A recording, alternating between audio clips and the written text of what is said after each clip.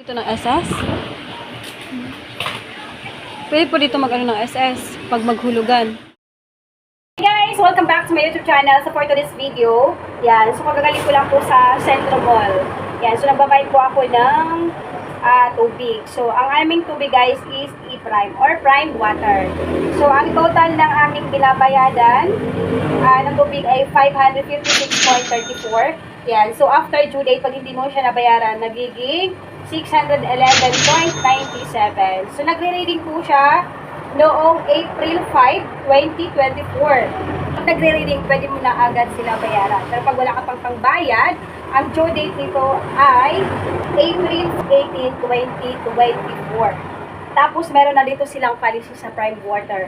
Pag after due date, tumagpas ka ng 2 days, hindi mo pa nababayadan yung water bill mo, kasi wala nang babalik singil, kasi dati nagbabalik singil.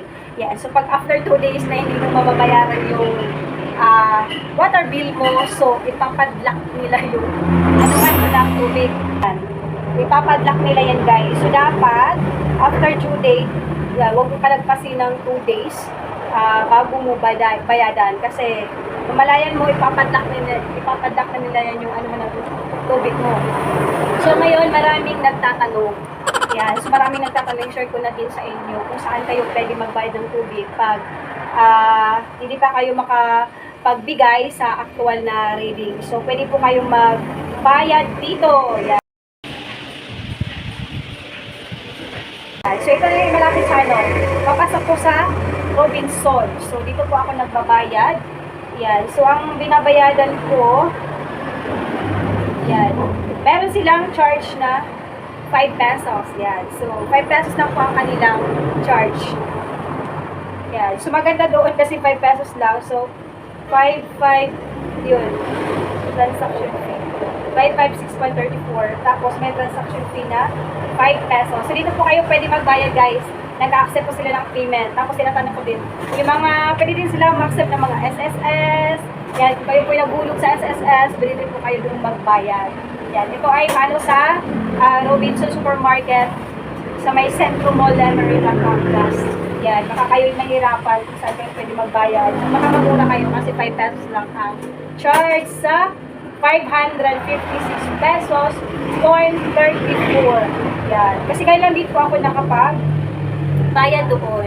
So, sinishare ko na lang din dito. Kasi, at nung last month ko pa nalalaman na pag, pag after due date na 2 days, lumagpas ng 2 days, hindi ko pabayad yung water bills.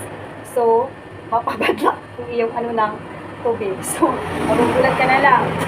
Wala ka ng tubig na umano dyan sa tubig. So, huwag niyo pong kalimutan magbayad ng inyong water bill, lalo na pag kayo po ay E-Prime or Prime Water. Yan. Kasi magugulat na lang kayo tulad ko.